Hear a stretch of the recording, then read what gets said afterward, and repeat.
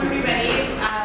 We're really happy to have a good turnout for this event. We've had a lot of interest in this general subject throughout the year, and so we've been responding to that interest by putting on events when these opportunities arise. I want to thank the co-sponsors for today's event. My name is Penelope Van Kyle. I'm the Associate Director at the Center for Human Rights and International Justice, and this event is co-sponsored with the Mills International Human Rights Legal Clinic at Center Law School and the Center for Latin American Studies, which is also in our Global Studies Division. Wanted to advise everyone of a couple of upcoming events, so just to plug them. We have an event called Fictions of Truth, Dominant Narratives, and the Strategic Framing of Global Transitional Justice with our former postdoc from the Center for Human Rights, Adam Zachansky. That's going to be on Tuesday, February 11th at noon here in Encino Commons. And Felon, Poems with Joy the Vets is going to be as part of the Arts and Justice series that we're doing with Stanford Arts Initiative and the Center for Criminal Justice at the Law School. That will be Tuesday, February 11th at 4 o'clock p.m. at Leventhal Hall at the Humanities Center. The Center for Latin American Studies also holds regular events on Friday, our regular lecture series, focused on various cultural, educational, artistic, and scientific developments in Latin America. The crowd here is probably heavily interested in human rights. There is a human rights related one coming up on January 17th, so tomorrow, right? Yeah. Bones as Witnesses of Human Rights Violations. It's talking about the significant contributions of forensic anthropologists. So if people are interested in that, you can get more information at clas.stanford.edu. Okay, so we're done with my plugs. And we want to warmly welcome Noah Bullock today, who's the Executive Director of Cristasol. He first came to El Salvador in 2005 as a human rights intern for Cristasol after graduating from the University of Montana with a bachelor's degree in peace and conflict studies. From 2006 to 2009, Noah worked as the director of Cristasol's Community Development Program, and soon after that, he became the executive director. Cristasol is a human rights NGO based in El Salvador with operations in Guatemala and Honduras. It's an organization that advances human rights in the Northern Triangle, which are Guatemala, El Salvador, and Honduras, those big countries in Central America, via 5 integrated programs. They're victim accompaniment and protection, strategic litigation, community development, strategic communication, and learning and research. We're really excited to have Noah here today to talk to us about a very broad film. And we will have him speak for about 30 minutes and then open up to question and answer so that this discussion can lead wherever the interest in the room would like it to go. But join me now in welcoming Noah Bullock.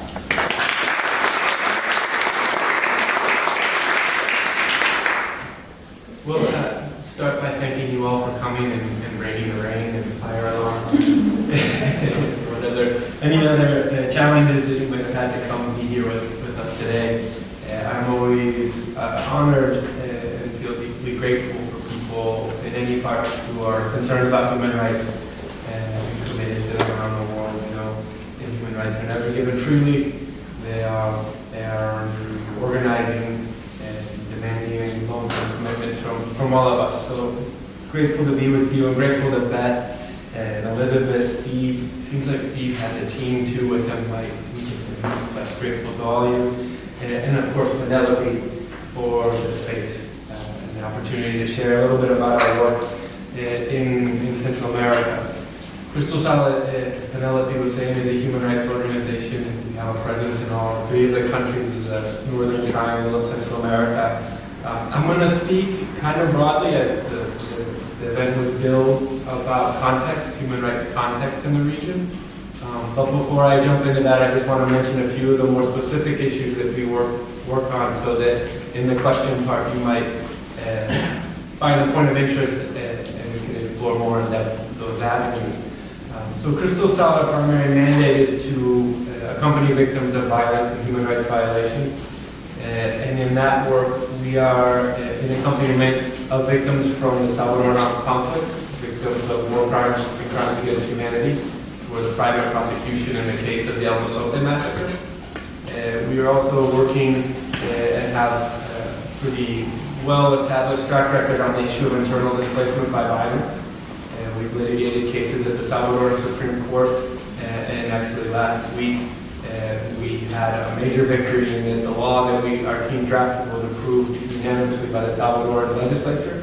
So we have the first into special legislation on the rights of internally displaced people in Central America. We're also working on the issue of violence against the LGBT community, and specifically the recent wave of murders of trans women in Honduras and El Salvador. We're working on the issue of prisons and arbitrary detentions that are routine or have been consistently large scale in the context of counter-terror operations as a response to gang violence and high levels of violence in the region. So those are some of the more specific issues that we could deep dive into later on. I wanted to start a little bit because it's important when we are in this beautiful building on this beautiful campus to have a perspective. That when we talk about human rights and we're thinking elsewhere in the world, we should remember that no people, no culture, no country is unique to human rights violations. Rather, throughout human history, all cultures, countries, people have been capable of doing terrible things to each other. And in that sense, one of El Salvador's famous theologians and the rector of the UCA, Ignacio Curia, said that the third world to the first world is an inverted mirror in which the first world can look and see a disfigured image of itself. So as we talk about human rights in other parts of the world, we should remember we are part of a common humanity and we're not that much different from each other. And so in that sense, I've also decided I wanted to talk about the human rights context in the three countries as they relate or are relevant to global trends. So I've decided to focus on three kind of driving factors behind what we see as kind of a moment of setback in the three Central American countries we've been calling either a post-war period or a period in which we're in a democratic transition. And so what I mean by that is that in the 1980s, the 1990s, Salvador and Guatemala were in an open armed conflict. Honduras served almost as an operational base for counterinsurgent activity. All three countries have a recent history and long history of military dictatorship and human rights violation, and a very short history of democratic transition, or that's to say, transitioning towards democratic governance and rule of law. And so it's important to have that in mind. We consider the work that we're doing right now as part of a transitional justice process, even though the wars ended nearly over 2 decades ago. And that's because we understand that transitional democracy is a process for strengthening rule of law. And that is to say that there are mechanisms and cultures in place in which all citizens are equal before the law. And that is a situation that we can't necessarily affirm exists. That there are still groups of power who use power to protect themselves and their networks from the law. And there are other groups of people who are excluded and do not have equal exercise of rights. And so in that sense, those three factors that I wanted to highlight are the following. We see a trend in Central America in recent years of counterterrorism responses to domestic security. We see a rise in what we might call hybrid democratic autocratic populism as a form of governance. And we see the power and influence of organized criminal groups. And these three factors are interconnected in the way that they have generated setbacks in human rights protections and environments. So I'll start with the first one, the counterterrorism piece, which is probably not what you first think of when you think of Central America, because counterterror, from our perspective, is an issue that we associate with the Middle East. But in the post 9/11 period, one of the points in which the international community or different states most can ponerse de acuerdo and come into agreement on is on counterterrorism. So at the level of the United Nations, a lot of human rights advocates watch with great concern as you see a disproportionate growth in the counterterror architecture within the United Nations, a series of bilateral, multilateral, regional alliances to counterterrorism, and a shrinking of the human rights architecture. And one of the reasons why states are so happy to make agreements about counterterrorism is that it creates an international framework in which we create an exceptional circumstance in which rights can be restricted in order to produce security in the face of terror threats. And that's the broad basis in which states make alliances and agreements and don't get involved in other people's business when it comes to fighting terror in their own countries. And the beautiful part of that, the ugly part of that, is that states then get to go back home and decide who the terrorists are and engage in the reforms of the legislatures to restrict due process rights. They look at national budgets and disproportionately allocate funds to militaristic and repressive security strategies. And all of that requires the existence of an internal enemy. Counter-terror or counterinsurgency means that there are groups of people within the society that fundamentally need to be eliminated. And the approach to that is militaristic. And so in Central America that plays out in multiple ways. And primarily what we have is consistently from the mid-90s to now accelerating or growing levels of extreme violence. Meaning that El Salvador, Guatemala, Honduras, even during the height of the Iraq War, consistently produced levels of violence or violent death that were comparable to armed conflicts in other parts of the world, without having an open armed conflict or even any form of traditional warfare. You have a social problem that produces generalized violence, and the response is counterterrorism, which in the context of Central America has evolved the criminal groups, in this case gangs, from something pretty similar to what we understand as gangs in the United States, and that's actually where they were born, to increasingly sophisticated networks of criminal organizations with different capacities, and more importantly, criminal groups that understand that their capacity to use violence has power and political power. While they are not in themselves looking to overthrow governments, they know that they can use violence in a transactional way in society. And so the predominant approach from the 90s to the gang problem, to social violence in Central America, has been to try and seek to eliminate gangs or gang members or people associated with gang members through repressive military means.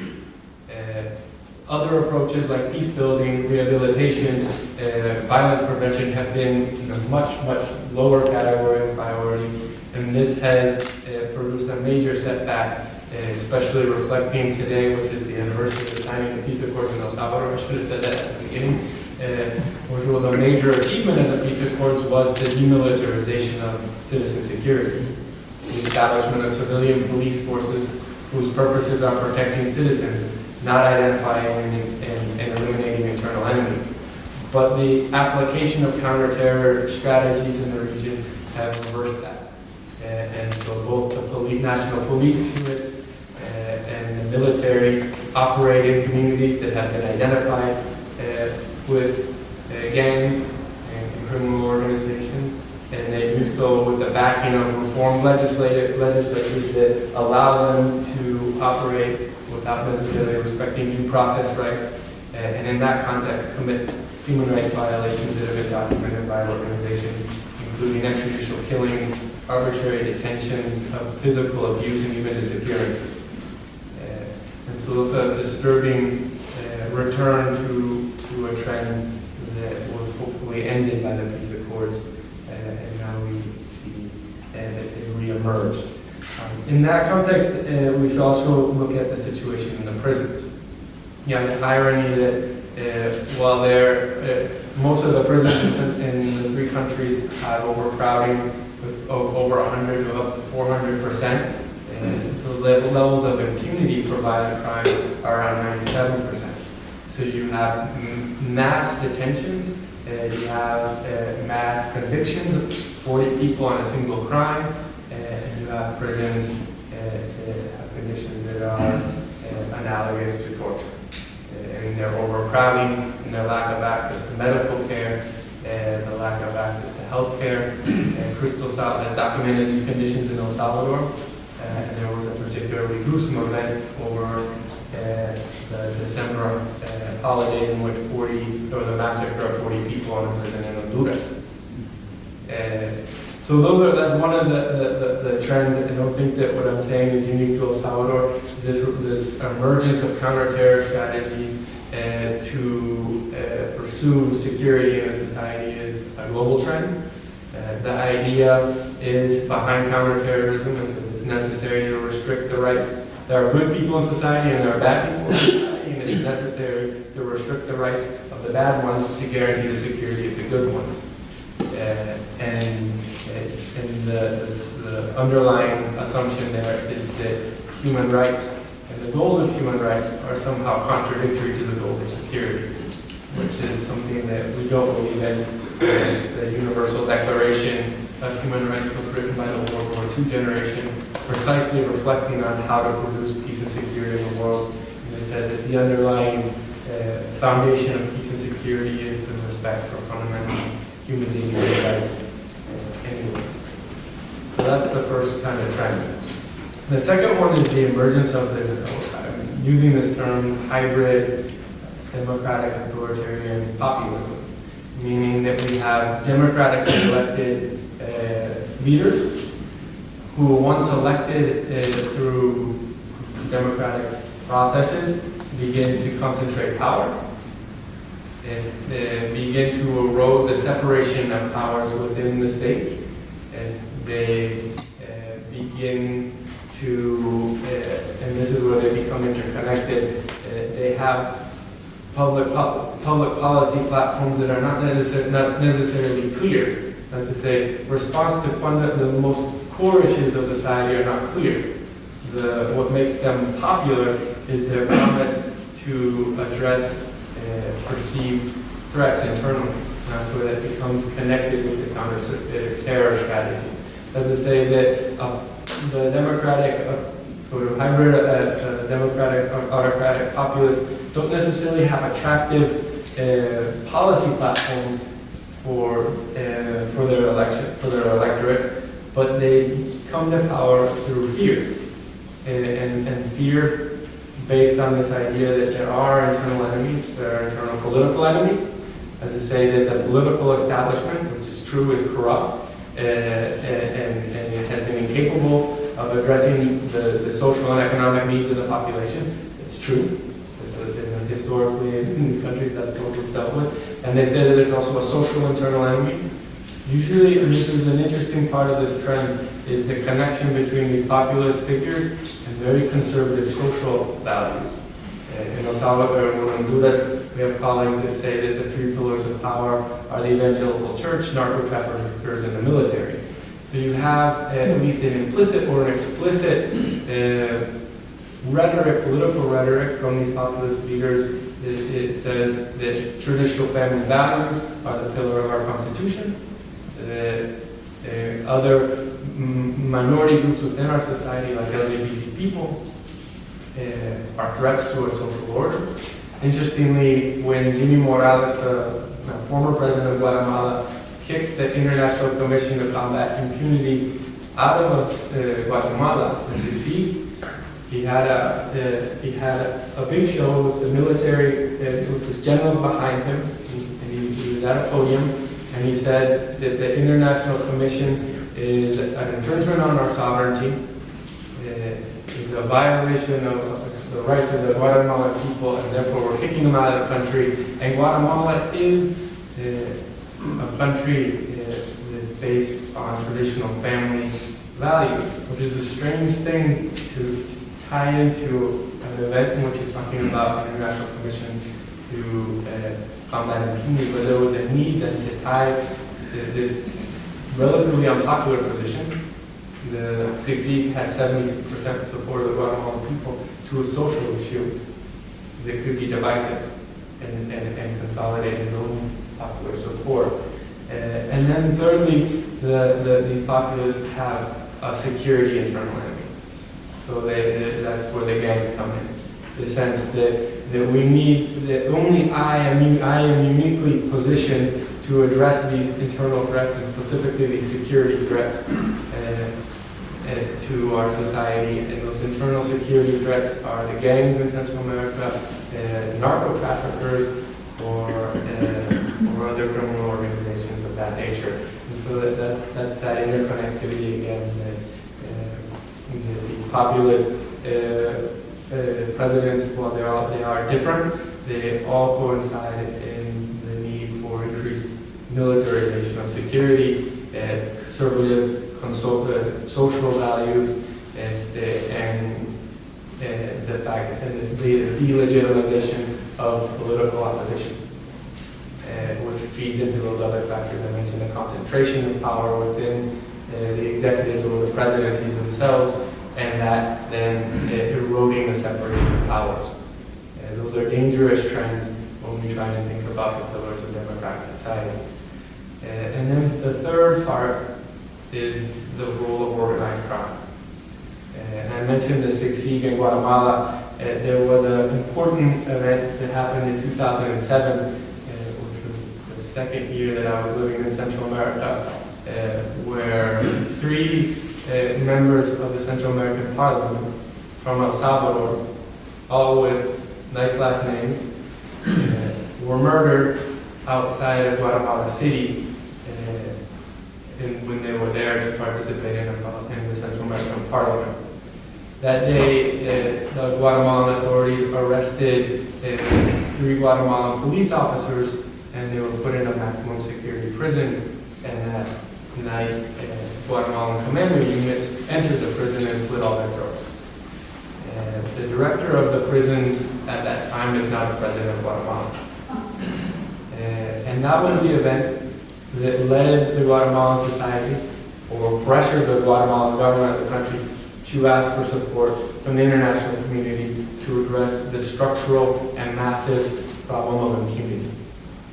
And they strengthened that. That became a turning point for the strengthening of this succeed.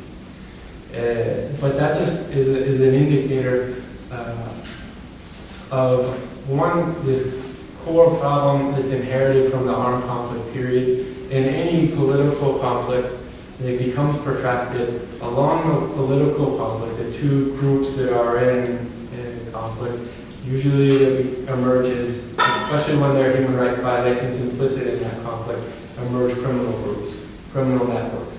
This is true in Northern Ireland and other conflicts that are similar. And at the end of the war, the need for there to be accountability for those human rights violations was precisely to dismantle these criminal networks and the abuse of power that will happen at the most elite levels, so that rule of law could ensue. The secede was the most important model to be able to achieve those ends. And when the United States began to back off support from the secede, the president of Guatemala kicked them out of the country. And you see now that yesterday a similar model in Honduras that was called the MAXI, set up to investigate organized crime and corruption in Honduras, will not have their mandate renewed by the Guatemalan government. And at the vanguard of this movement is the new president of El Salvador, who promised the populace an international commission that would be independent, autonomous, to investigate organized crime and corruption. And what he did was, in a very subtle way, create a commission that's linked to him, that's backed by the Organization of American States. And today, or yesterday, there was the arraignment of the first case that will apparently have support from the secede, which is the case of Sigfrido Reyes, the former president of the Legislative Assembly from the party of the left at the MLN.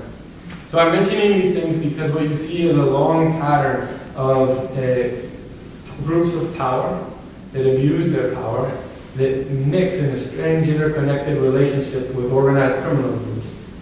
And they operate with impunity.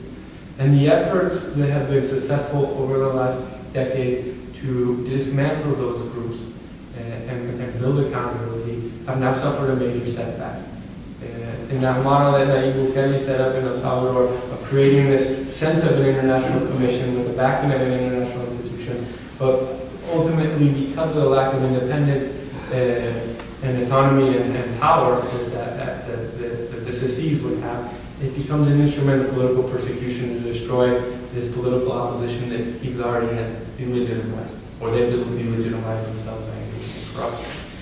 So that is one of the levels of organized crime, the most elite level, right? The sense in Guatemala when you hear the human rights and civil society groups talk about the infiltration of the co-option of the Guatemalan government by organized criminal groups. That's that high level co-option of organized crime. But there's another one that happens in Central American society that gets less visibility, and that's the way that gangs co-opt the social basis of society, the social institutions of society in communities. So you have families, for example, who are interconnected with the gangs themselves.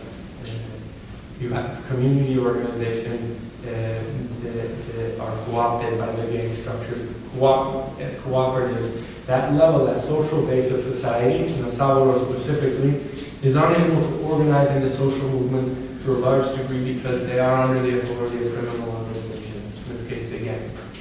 And so those kind of three trends that become very, you can see the interconnectivity, create conditions in which communities live, one, many of them under the criminal authority of gangs. When the state intervenes into the territories to try and create security, they do so using counter-terror tactics and backed by reformed legislatures that allow them to do whatever they want in those communities. And in that context, perpetrate violations and violence against the populations, further eroding confidence of the citizenry in the state. And then you have these populist political figures that say that none of the institutions work. None of the political opposition is credible, only me. I can solve your problems.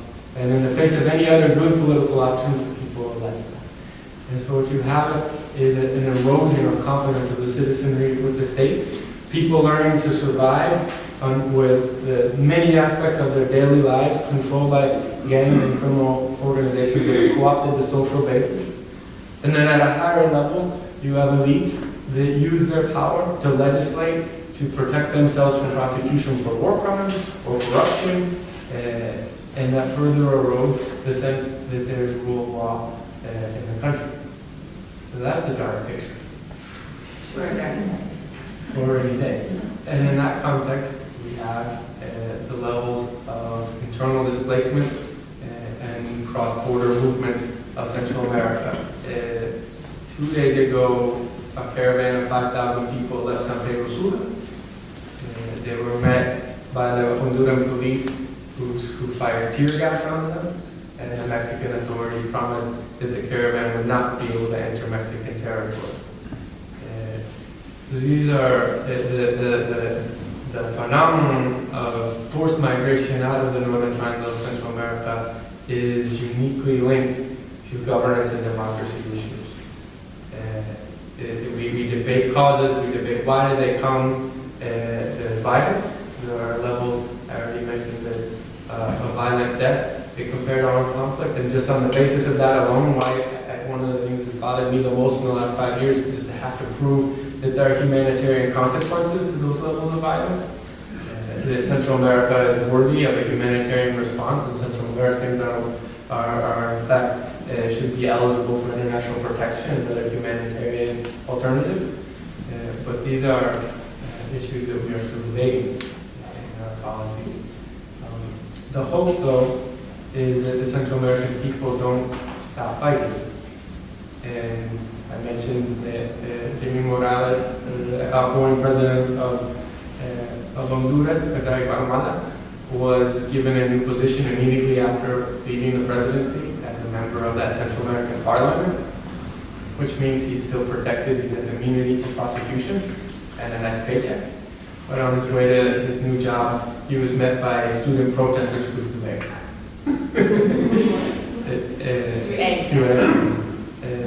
The people in Honduras have been in constant protest since 2009, when the coup happened in Honduras, and have opposed the legitimacy of President Juan Orlando, whose brother was convicted in the Southern District of New York for narco trafficking, and he was named as a co-conspirator.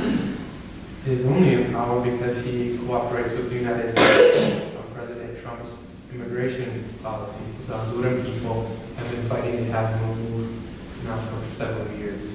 In El Salvador, I find hope as well in something that, while I don't necessarily agree with the new president's commitment to democracy and institutions, the Salvadoran electorate in the elections last March did an amazing thing.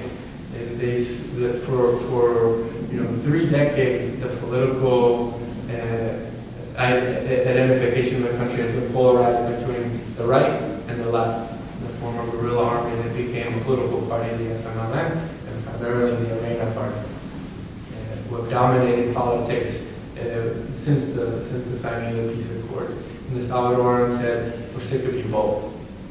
And we would rather vote, and an amazing coalition of people brought to power a new political party. Whether that political party will honor the Salvadorans' hope. They were able to, there's still a belief in the Salvadoran electorate that they can unite to use their votes to fundamentally change their country. And we see in El Salvador, in this new moment, the emergence of new social movements, primarily to address climate crisis, and the right to water, and to defend access to land. And that's similar as well in Guatemala, the emergence of indigenous groups, not that they've been there since before the conquest, but the re-emergence of strong organization to defend territory and to address environmental issues, the same in the U.S. Or in communities who have organized to oppose the usurpation of land by large development projects and commercial interests, and the people show amazing resilience. Even when the tools of the state are used to criminalize protest and community leaders and persecute them, they continue. I know that doesn't sound like great hope. It sounds like we may be on the track to greater conflict as certain groups of power continue to consolidate themselves within the government and other social movements emerge. But I think that the hope is that people still think the institutions of the state and the human rights architecture that does exist in the inter-American system and in their own countries can be used to advocate for rights and to push back against these anti-democratic forces. So that's where Crystal Sal's work enters. I see ourselves in an important moment to accompany the emergence of these groups, to enhance the ability of victims to seek justice, and to set precedents and impact judicial systems, the legislative framework, and to reaffirm the commitment in those societies to certain human rights principles and standards. That's my brief overview of a complex region and a complex moment of transition. Thank you. I'm going to lead with the first question, and then I'll open it up for others, but I'm going to take moderators privilege. I've been co-teaching a course that's an advanced Spanish language course where we've been taking students to a family detention center in Texas, in Dilley, to help prepare families for credible fear interviews. A lot of the students that are in the room have been through that course. And one of the things that struck me about what we're seeing with the migrant flows, demographic of the migrant flows from the Northern Triangle, and just the sheer volume and numbers, is of course the question of who does that leave to mobilize in the countries for change. And I'm curious with the organizations that FSSL works with, the leaders that you have had interactions with, what's the effect on those that sort of mobilizing capacity of the fleeing of the exodus that you're getting because of the just pervasiveness of the organized criminal groups and just despite the sort of violent counter-terrorist mechanisms of the state, ultimately a weak state that's not able to control the violence that's so affecting people's lives. Well, that's a complicated question. Last year, with sort of the advent of these migrant caravans, that was in some ways a new modality for cross-border movement. This idea of like creating security through collective migration. Prior to that, immigration and internal displacement was what we call drip by drop. Very individualized, largely clandestine, and invisible. And when we began to reflect on what do the caravans mean in some ways, the caravans themselves are protest. And I think that the people in the caravans say that, and as much as we've been able to interview them and talk with them. And what do I mean by that? The protest of the caravans is to say that we have done our best to try and exhaust options for change in our country. And when we as human beings are faced with decisions about survival and realize that we can no longer stay in our country, the countries in this region don't recognize our rights as migrants, and the international protection options that we have are failing us.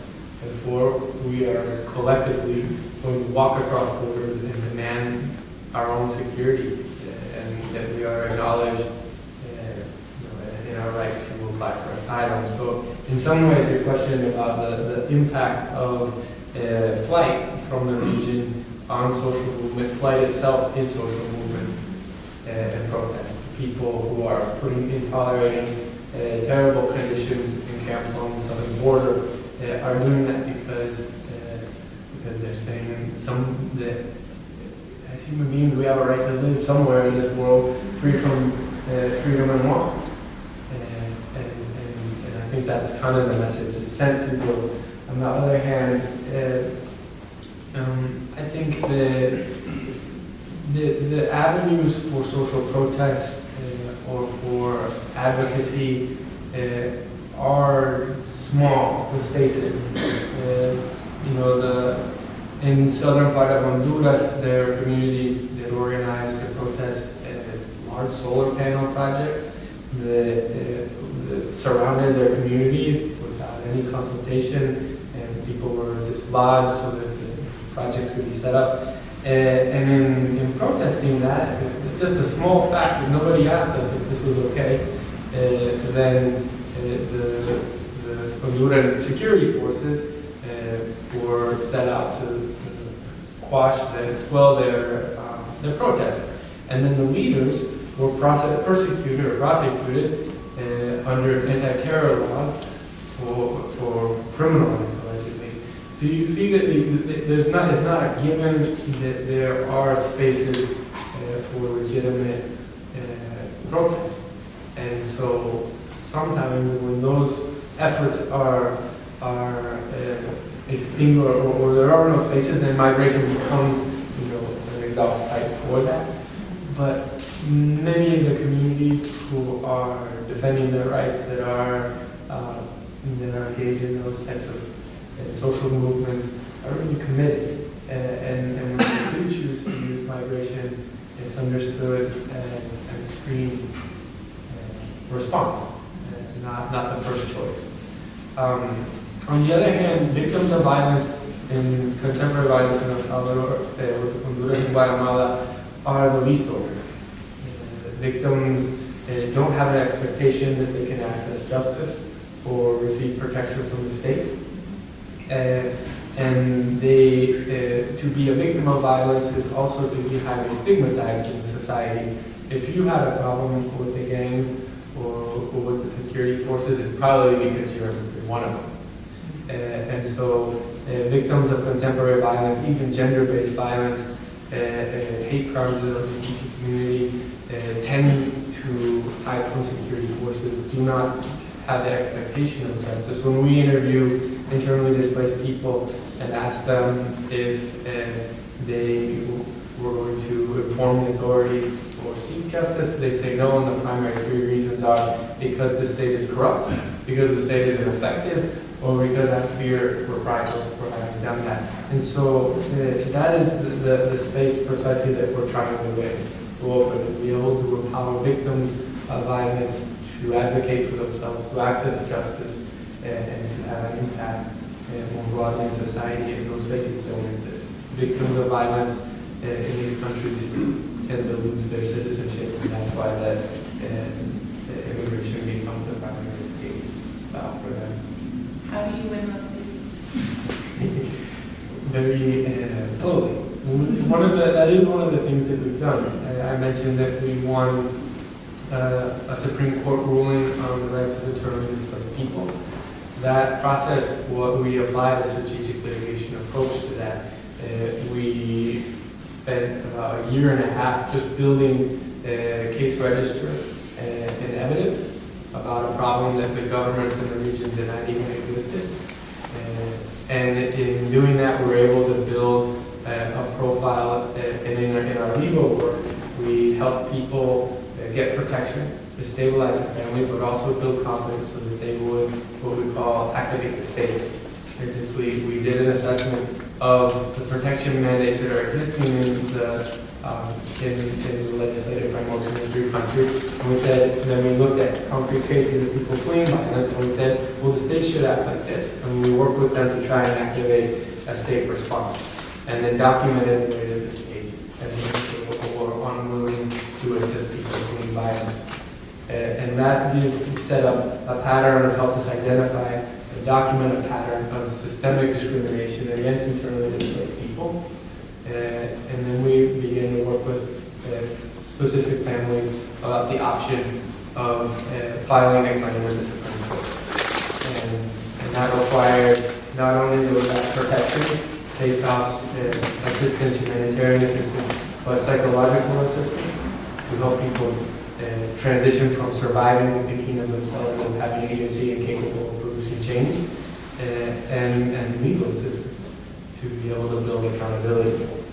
And 6 families were willing to bring their cases to the Salvadoran Supreme Court, and they won. And the court ordered the government of El Salvador to recognize internal displacement. They ordered the legislature to reform the legal framework and bring it in line with international human rights standards on internal displacement, and ordered the president and the executive to gain control of territory through non-military means, meaning to enhance access to state services of populations so that they can resolve their problems and prevent displacement. And in the context of that, we presented the law that was passed on Thursday. So I think that the point being is that the victims need resources, they need support to fight for those cases. And when they're a part of the process, their truth imposes. That's a term that our legal era on the Mosote case says that when the victims have these spaces, when their truth is heard in society, it's transformative. The truth imposes. Even the well-financed defense of the Mosote massacre can't seem to trip up the victims because their truth is self-evident once it's heard. And so I think that's one of the hopes of being transformative, when we're able to help people who are invisible, who are stigmatized, come forward, and that truth is heard, and things have to begin to change. Questions from the audience? Yes, Sorry, I was a little late, so I didn't get the first part of your point, but I'm just curious. I heard your 3 points of like the rising trends and then kind of the role of the government and the state, but I definitely think in terms of the state, Honduras, Guatemala, and their actual, like the role of the U.S., right? Like the irony is that people are sitting in prisons here for problems created by the U.S. As I see it, in terms of starting the conflicts and lack of support, and like you said, a lot of these corrupt politicians stay there because they have the support of the U.S. So I guess what do you think the role is how do you see the role of the U.S. in kind of imposing this violence, not only just here, but then they manage to do it when people are in their home countries as well? I think that the best way to understand the United States and Central America is that there are not two separate histories, there's one interconnected one. And culpability in that history is sometimes difficult to dole out. When we look at the declassified military documents pertaining to the El Mozote case, there was a major conflict between the Salvadoran military establishment and their U.S. advisors. The Salvadorans had come with them specific historical orientation and training. And when I say that, the way that insecurity or insurgency was dealt with in El Salvador in the 1930s was through genocide. They had decades of formation of an officer class who gained wealth and power through their military service and were formed by the experiences of Argentina and Chile. And that concept of brutal repression was a culture in the Salvadoran military that was pre-existing before even the School of the Americas. Did the School of the Americas reinforce and give new context or frameworks for them to then engage in human rights violations and atrocity? Yeah. Was the United States permissive in continuing to support the Salvadoran armed forces as they committed the worst atrocities in contemporary Latin American history? Yes. Did the United States State Department and military not tell the truth about the situation on the ground, and were they complicit in the cover-up of human rights violations? Yes. But the United States, there's no evidence that they gave the order to slaughter the children in the village of El Mozote. And so there's a complexity to it. There's an expediency in the case that I'm giving to you about the United States and their alliance with Central American regimes when they aren't consistent with what we say are our principles in foreign policy. But the Central American governments and the conditions in Central America are a consequence only of the United States is, I think, not quite right. And what is most dangerous, though, is when the United States pursues its interests in a myopic way. When we understand our interests in that region only through a very narrow geopolitical goal, like in the 1980s combating communism, or in the current context reducing immigration, all other factors become secondary to this goal. And we don't look at the societies and understand the nuance in them, and we pursue our policy interests at the consequence of, for example, the struggle against corruption, establishment of rule of laws, or the forwarding of human rights protections. And so specifically, for example, during the Obama administration expressively said that promoting LGBT rights in the world is one of the United States' foreign policy priorities. And when the United States expresses itself like that to its partners, there is an impact. And in that period during Obama, during the Obama administration, in all three countries, there were reforms of the legislatures to establish hate crimes. There were special units created within the prosecutor's office to address violence against LGBT people. In El Salvador, they created a secretariat for social inclusion that had a specific office to promote the rights of LGBT people. When Nayib Bukele took office in June, the first thing he did was eliminate the secretariat. When the United States is not explicitly saying to our partners in the world that we care about human rights, that we care about rule of law, then there's setbacks. Other powers fill that vacuum. And that's why those three trends that I was talking to you about earlier in the region are global trends. And when the United States advocates its role as the only power in the world that can advocate for these democratic and human rights values, other powers fill that void. And I'm not saying that, this is a hard thing for me to say as an American who's lived in Central America for a long time. I'm not advocating for imperialism. But we can't pretend like the United States, our interests and our policies are disconnected to the well-being the interests of other countries in the world. And when we do things well, there's an impact. And when we advocate or when we are willing to turn a blind eye to other things in pursuit of a narrow interest, there are impacts. And that's what we see going on around the world. The comment, the debate, or the outrage about the shithole country comment that the president said, I think we missed the point of it.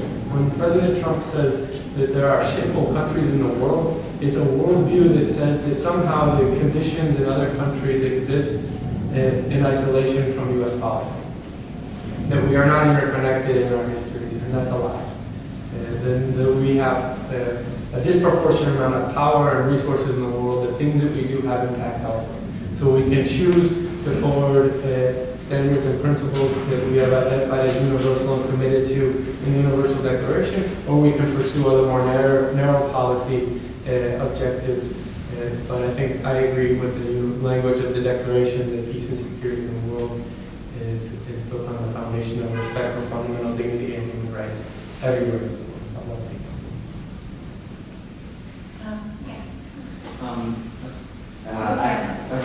I'm particularly interested in these anti-impunity commissions we were talking about, and so it's interesting you were talking about how in Guatemala they were very effective and popular, but ultimately got kicked out. Whereas we're seeing in El Salvador where it's kind of being used for political means to accomplish what the president wants. And so I'm kind of curious to hear what do you think is necessary for these commissions to be effective, and do you think there's any hope for the commission in El Salvador?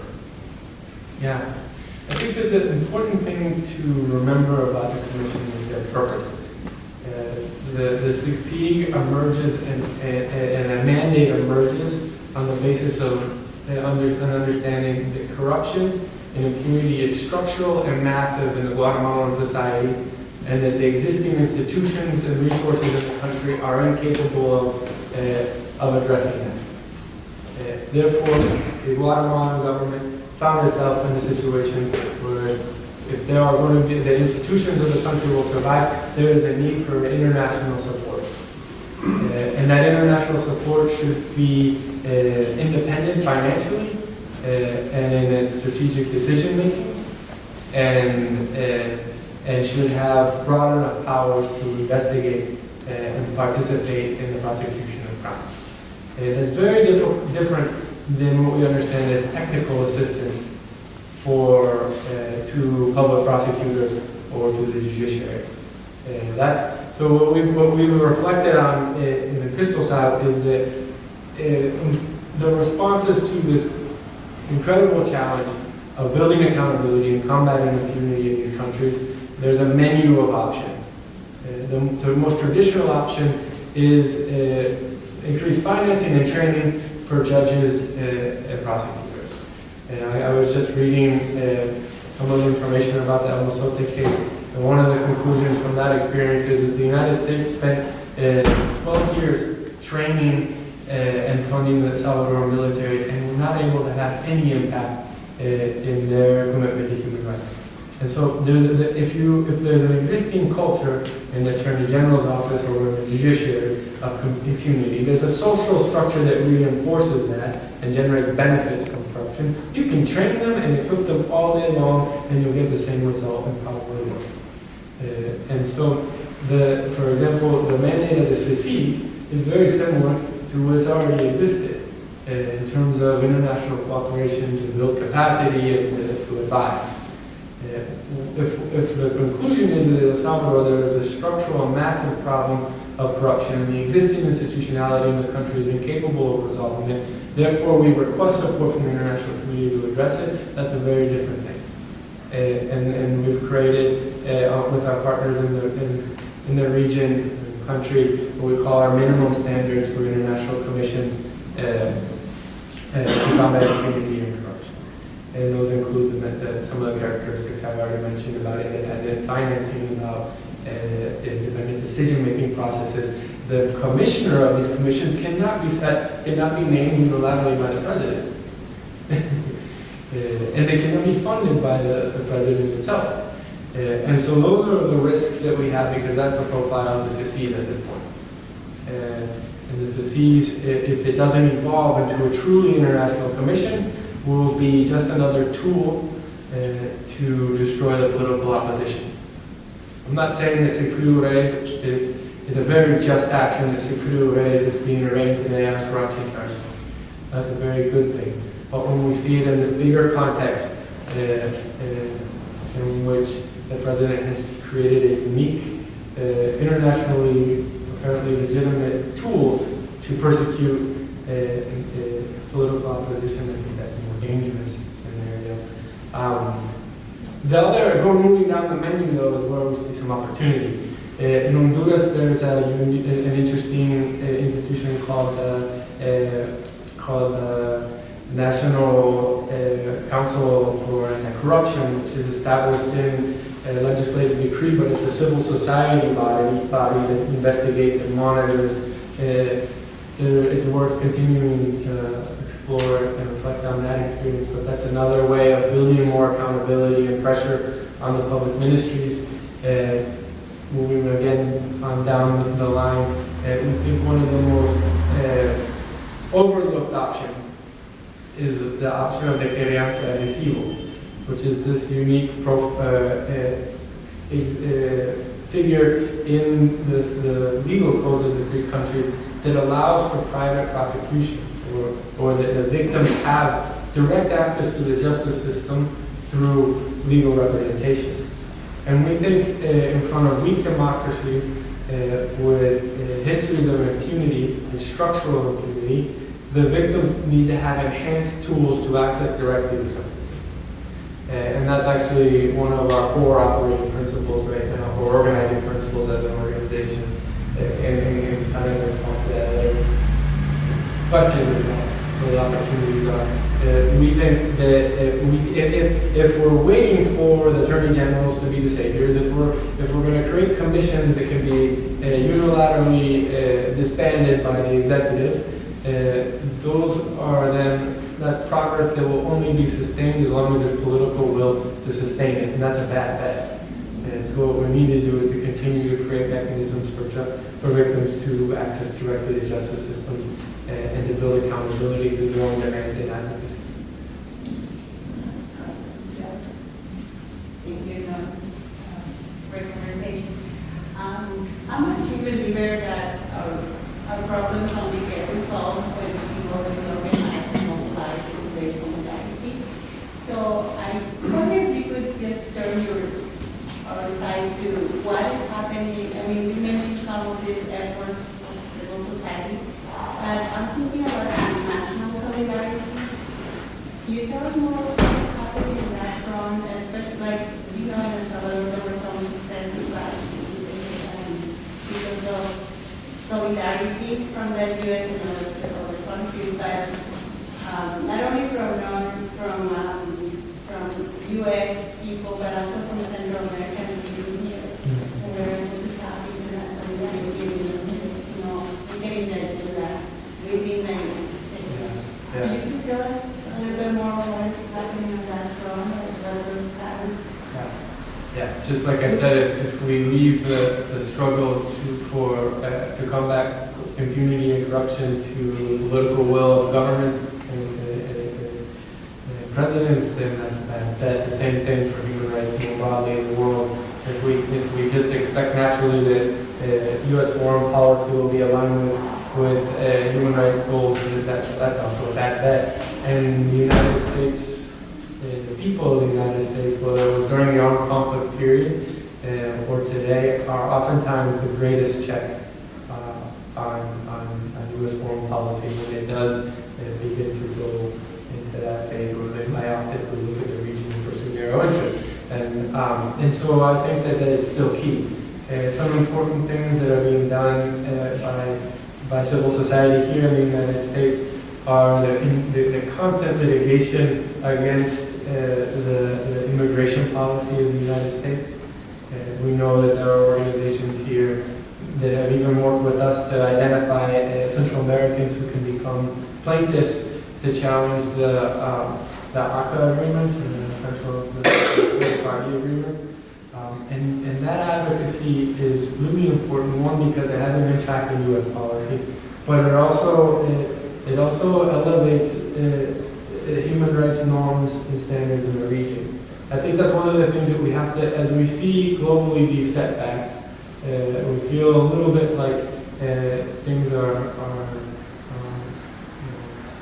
getting out of hand. I think that we need to be able to affirm different human rights struggles in communities and remember that we might still be the majority of people that believe the human rights foundations of peace and security in the world. And we should continue to affirm greater connectivity between different human rights movements. That's something that we're working on in El Salvador, Guatemala, and Honduras.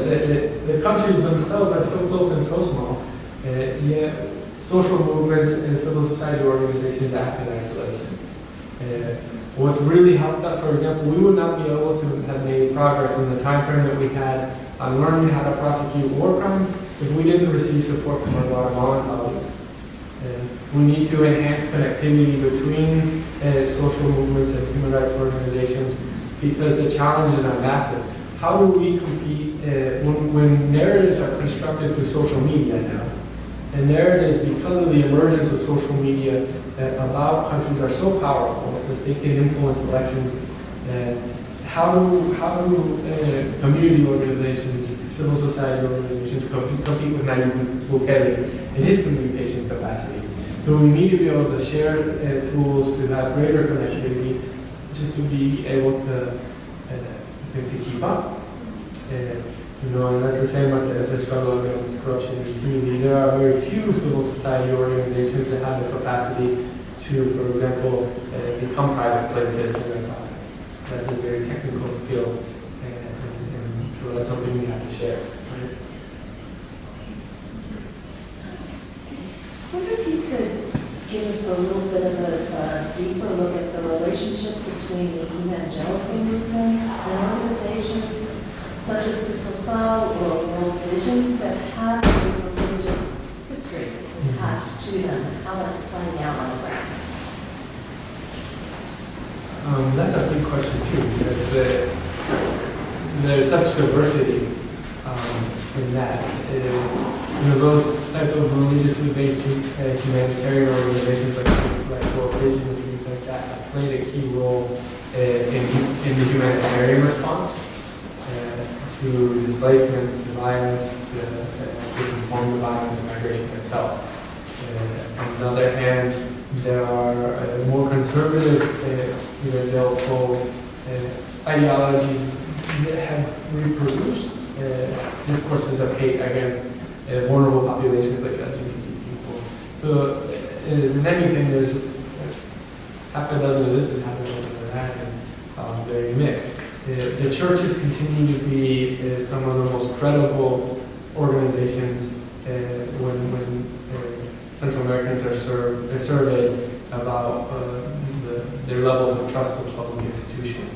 So all churches, independent of the denomination, have a unique responsibility at this moment because of the trust that people put in them.